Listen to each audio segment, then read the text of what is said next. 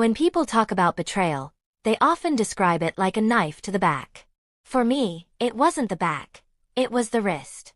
And the knife wasn't metaphorical. My name is Amara, and this story isn't about revenge. It's about the day my own sister showed me just how invisible love can be when money and pride take its place. Growing up in Abuja, my sister Nora was the kind of person who seemed born for the spotlight. Fair-skinned, tall, confident, she had that kind of beauty people noticed in a room before realizing anyone else was there. I, on the other hand, was always the other one. The quiet sister. The one who stayed home when Nora went to parties. Who saved her allowances while she spent hers on clothes and selfies. But I didn't mind.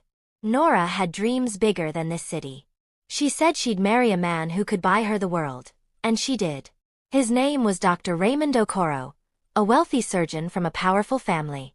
When he proposed, our parents nearly fainted from joy. I was happy for her. Truly. I even helped her plan the wedding, managing her endless emails and design consultations because, according to her, I had nothing else going on anyway. The date was set for December. The theme was royal gold. A $150,000 wedding. A lifetime of envy wrapped in white satin and pride. It started small. Tiny comments that pricked like thorns. Amara, don't stand too close to me in photos, please. It messes with the lighting. Maybe you should wear something darker, so I don't get washed out next to you. Remember to smile, not like that. Your teeth show too much. I laughed them off, because that's what sisters do. We forgive. But what happened at the dress fitting that afternoon was unforgivable. The boutique was too, filled with silk curtains, chandeliers, and a full-length mirror that made anyone look like royalty. Nora was standing on a platform, the designer adjusting the hem of her imported gown. I was beside her, holding the pins, careful not to drop a single one. Amara, hold the train properly, she snapped. You're wrinkling it. I adjusted the fabric and smiled. You look beautiful, Nora. She smirked at her reflection. I know. The designer, Madame Ketchy, nodded approvingly. This gown is one of a kind. Hand-stitched with Swarovski crystals. Only a true bride could carry it. Nora glowed.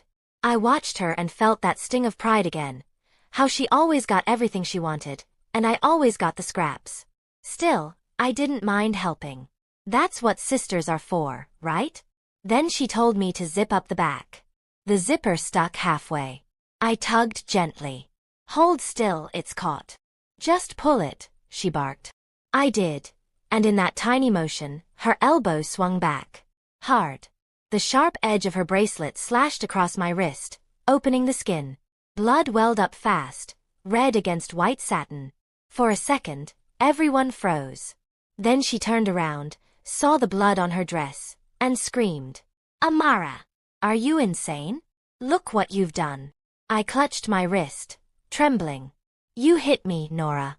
It was an accident. An accident? You ruined my gown. Do you know how much this costs? Her voice filled the room, echoing off glass and silk. The designer tried to calm her, but Nora shoved me back. Get out. You're clumsy, jealous, and you always ruin things. I could barely see through the tears. My wrist stung, and blood trickled between my fingers. But what hurt worse was her voice, the disgust in it. She didn't even ask if I was okay. I left the boutique that day bleeding, humiliated, and broken. And that's when something inside me shifted. That night, I sat in my small apartment, staring at the crimson mark on my arm. It was more than a wound. It was proof. Proof that I had given everything to a sister who saw me as nothing. My phone buzzed with notifications. Wedding group chats, Pinterest boards, vendor lists, all filled with Nora's face and her demands. I was the admin for most of them because she had asked me to handle the boring stuff. That's when I saw it, a folder on the shared drive labeled Wedding Master Files. It had everything.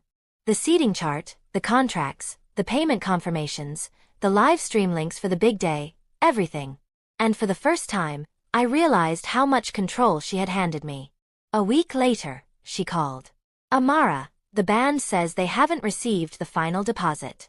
Fix it before tomorrow. I hesitated. You still want me to handle things? Of course, she said curtly. Just because you made a mess doesn't mean you can't clean it up. Don't act like a victim. She hung up. That word, victim, kept echoing in my head. Victim.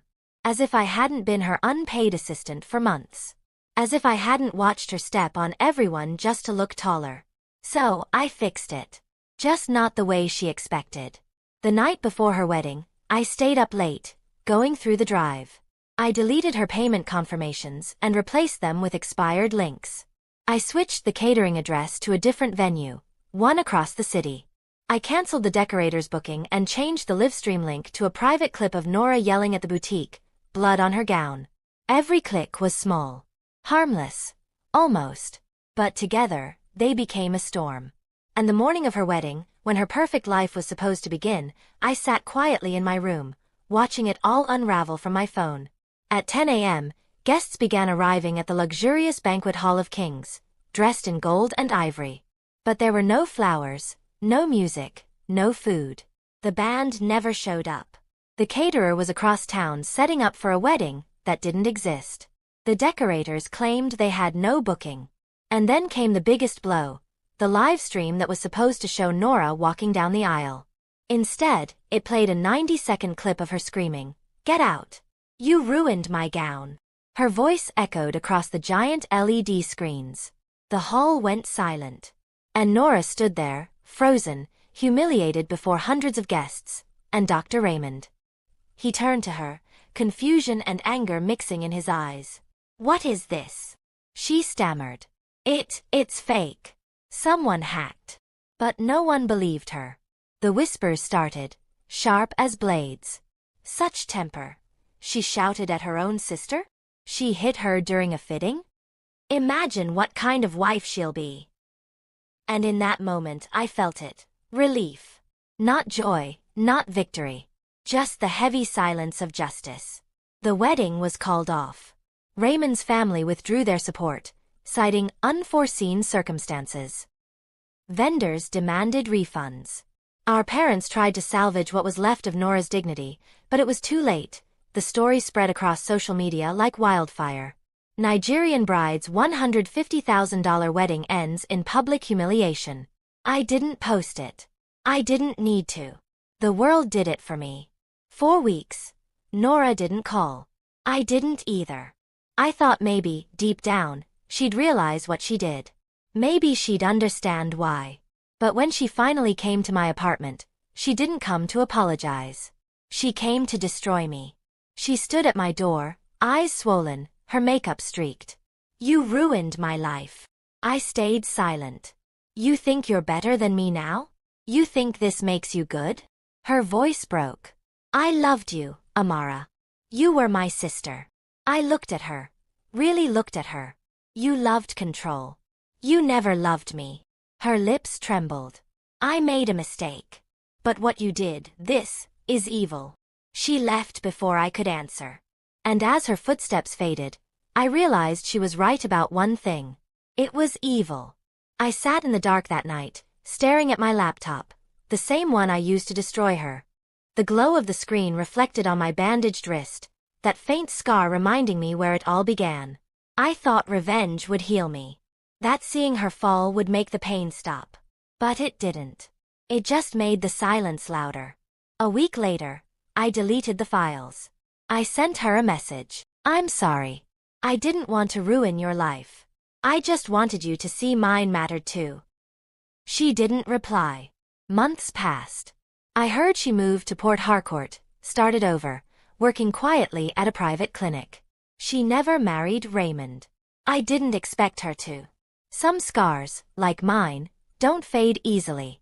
Sometimes when I see brides on the street, I think of that day in the boutique, of how easy it is to cut someone without realizing how deep the wound goes.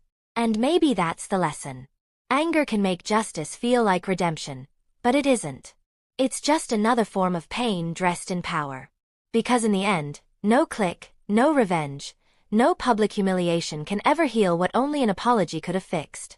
Never let pain make you become what hurt you. Some victories come at the cost of peace. And peace, once lost, is the hardest thing to win back. It had been 6 months since the wedding that never was. Abuja had moved on, but my sister's name still floated in whispers. The bride who lost everything. I thought time would numb the guilt, but it didn't. Every time my phone pinged, my chest tightened, half expecting Nora's name. But it never came. Until one Sunday morning. The message was short. "Mom's in the hospital. She's asking for you." My hands trembled as I read it. The sender. Nora. When I arrived at the hospital, our mother lay pale and frail, tubes running into her arms. The air smelled of antiseptic and worry. Nora was sitting beside her, dressed simply, without makeup, so unlike the sister I remembered. Her eyes lifted to meet mine. No anger. No tears. Just exhaustion. "She had a stroke last night," Nora said quietly.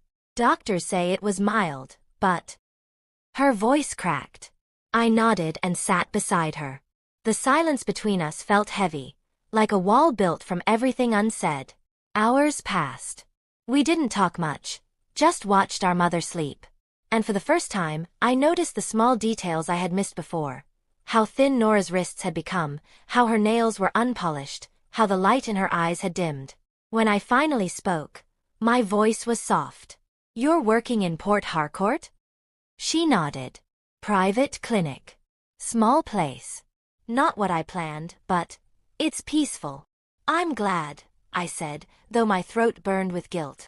She hesitated before replying. "Raymond married someone else last month." I didn't know what to say. So I whispered, "I'm sorry." Nora laughed bitterly. "Don't be. He was never really mine. Maybe losing him was a blessing." For the first time since that day, we looked at each other. Really looked. Not as rivals, not as wounds, but as sisters who had both bled in different ways. Later that night, when I walked her to her car, she paused.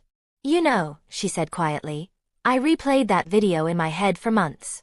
I wanted to hate you so much." I stared at the pavement. "But then I realized. I was the one who pushed you there. You were always trying to help me, and I treated you like a servant." She exhaled, her voice trembling. "You didn't destroy me, Amara. I did that myself." The words cut deep, not because they were cruel, but because they were true. "I never wanted to ruin you," I said, my eyes wet. "I just wanted you to see me." "I see you now," she said softly. "And I'm sorry, for the blood, for the words, for everything." She turned to leave but stopped, glancing over her shoulder. "We can't change what happened. But maybe we can start over. Slowly." That night, I cried for the first time since the fitting. Not tears of anger. Tears of release. The next morning, I sat beside our mother as she stirred awake. She smiled weakly, her voice barely above a whisper. "My girls. You're both here." I held her hand, and Nora reached for the other. For the first time in years, we were together. 3 women broken by pride, but stitched together by forgiveness. And in that quiet hospital room, surrounded by beeping machines and fading sunlight, I realized that peace doesn't come from revenge or regret. It comes from grace. Because sometimes, the hardest apology to give is the one you owe yourself. Months passed, and for the first time in years, peace settled like soft rain between us. Nora and I spoke often. Sometimes about small things, sometimes about everything we had both buried for too long. Our mother's health improved, and with it, our family began to breathe again. But forgiveness, I learned, isn't a single act. It's a slow, painful process, one that demands humility every day. Nora invited me to visit her in Port Harcourt. I hesitated at first, unsure if I was ready to face the pieces of her old life, but something in her tone convinced me. So, I went. Her apartment was modest, neat, and full of light. Gone were the designer gowns and glittering jewelry. Instead, her living room smelled of books and coffee. On the wall hung a framed quote. "The greatest wealth is peace of mind." She caught me reading it and smiled. "I found it in a market stall. Cost less than one of my old bracelets, but it means more." We laughed quietly, the kind of laughter that comes when wounds begin to close. Later that evening, We sat on her balcony watching the sunset bleed into the horizon. She turned to me, her voice gentle. Do you ever regret it?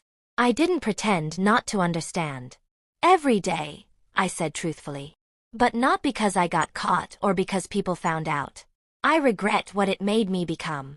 She nodded slowly. Me too. I used to think love meant being admired, being the center of everything. But now I know, real love is quieter. It's patient. Her words settled in my chest like a prayer. The next week, we volunteered at a local girls' shelter she'd been supporting. The girls there, some orphans, some victims of abuse, looked at us with shy smiles. Nora helped them learn basic hygiene and first aid. I taught them how to write resumes and emails. One of the girls, Ada, about 14, clung to me after the session. Are you sisters? She asked, her eyes wide. I smiled. Yes, we are. She nodded thoughtfully. You argue? I chuckled. We used to. A lot. Then why are you here together? She asked. Nora crouched beside her and said softly, because forgiveness is stronger than anger, Ada. Sometimes you fight the people you love most, but if you're lucky, you get another chance to love them better. Ada grinned, satisfied with that answer. And as I watched Nora speak, I realized something. The same voice that once tore through a bridal shop now carried gentleness, grace. She wasn't the same woman anymore. And maybe, neither was I. One evening, before I left for Abuja, we sat in silence again, sipping tea. Nora's phone buzzed, a message from a wedding planner she once knew, asking if she would consult on event management. She smiled faintly. Imagine that. After everything. Maybe it's life's way of saying you get to rewrite the story, I said. She looked at me, eyes glistening. Only this time, I won't chase perfection. I'll just live honestly. We hugged for a long time. Longer than we ever had before. When I returned home, I deleted the last file from that cursed wedding folder. No trace. No shadow. Just peace. I wrote in my journal that night. Revenge can give you power, but forgiveness gives you peace. I finally understand which one lasts longer.